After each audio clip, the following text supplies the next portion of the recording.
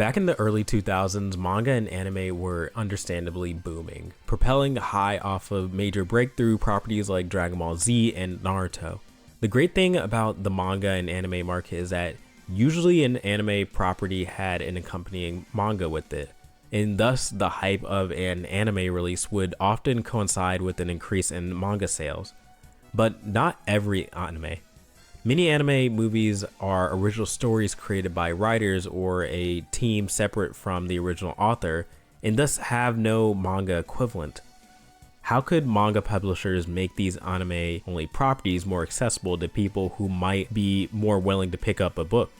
The answer in 2004 was anime comics, basically slapping together frames from said anime movie and putting them in comic form, complete with text bubbles and sound effects, all packaged together in the familiar volume form that we know and love today. However, not only is this more expensive to print, but the general consensus with a lot of these is that they pale in comparison to traditional manga. Manga is built to maximize its page, and special consideration on framing and composition is important. Anime is framed for television, and the action is formed around the motion that animation provides.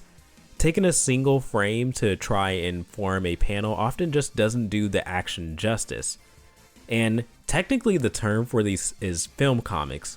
Apparently North America's Viz Entertainment owns the trademark for the term Ani-manga, and Viz kind of squanders the trademark because there are, as far as I know, only a handful of Viz anime-manga releases. And of those, the one I remember the most is the anime-manga release of Naruto, the movie Ninja Clash in the Land of Snow. Of the Naruto movies, this one was obviously the one I have the most nostalgia for. It was the very first Naruto movie with a major premiere on Cartoon Network. Sasuke was still a part of the main Team 7, where in the show, you would only see him sporadically due to the whole traitor thing. The animation and effects were noticeably different and just gave off movie vibes. Not to mention, I just love the snow aesthetic of the film. The first 3 films were actually adapted into these anime-manga, and it just so happened that these were pretty popular items I remember in scholastic book fairs. The Ani-manga volumes were bigger than your standard Viz manga, going in at around 328 pages, so a whole 100 extra pages. The cover for this was pretty amazing looking, probably one of my favorites anime movie posters, and almost 20 years later I finally got my hands on this guy, and they're alright. Off the bat, I'll be blunt and say you're getting a lesser experience here. I think you can tell when a manga is taken from a frame versus a panel drawn specifically for a comic. The color grading and post-processing used for a film that's meant for the screen isn't going to pop in the same way on paper, and that's clearly evident here because everything just seems super dark and hard to read.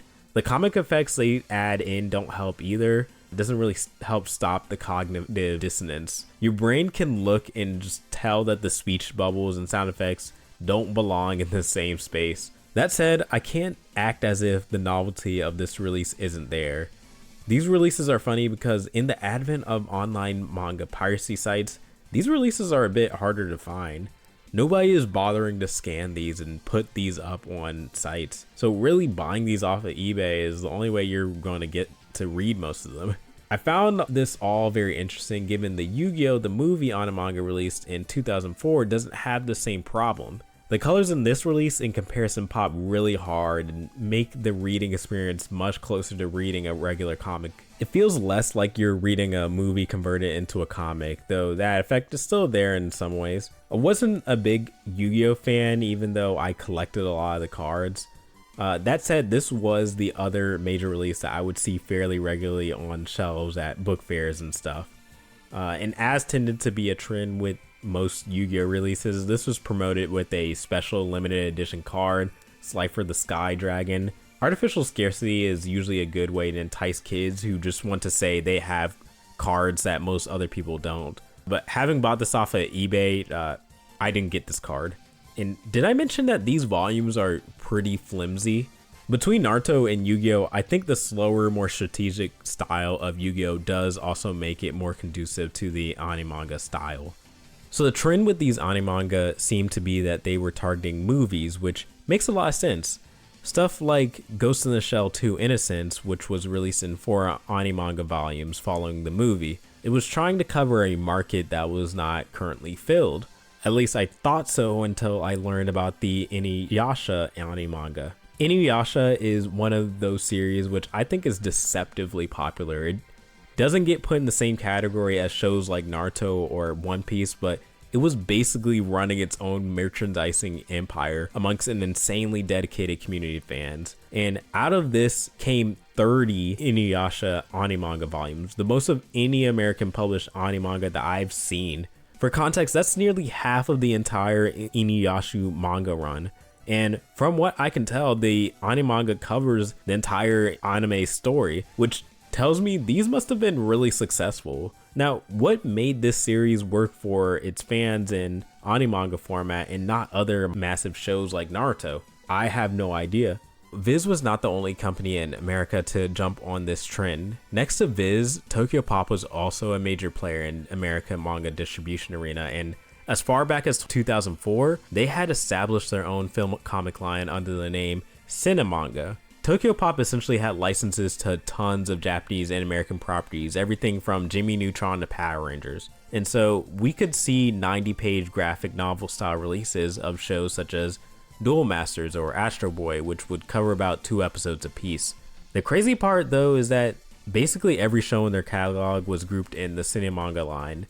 It didn't matter if it was Katsuhiro Otomo's Japanese masterpiece Kira or SpongeBob SquarePants. Where this trend had mostly died down, there does still seem to be a market for some of these. More recently are all-in-one re-releases of various Studio Ghibli film comics. Ghibli films are probably some of the most cherished animated properties to come out of Japan, and the art behind them has basically inspired a whole wave of modern artists. Where I think you absolutely have to experience these movies in their animated form, being able to stare at their art in book form has its novelties.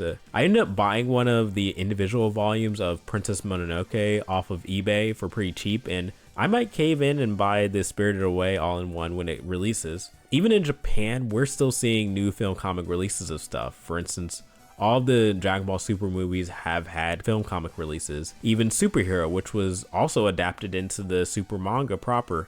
Anyway, this was just a deep dive into the world of manga and anime that doesn't get talked about as much. I ended up buying a lot of the material for this episode as I think it's cool to experience these things in person. If you want to see me talk more about stuff like this, go ahead and like this video and maybe subscribe. Stuff like this really goes far in terms of helping me figure out my audience.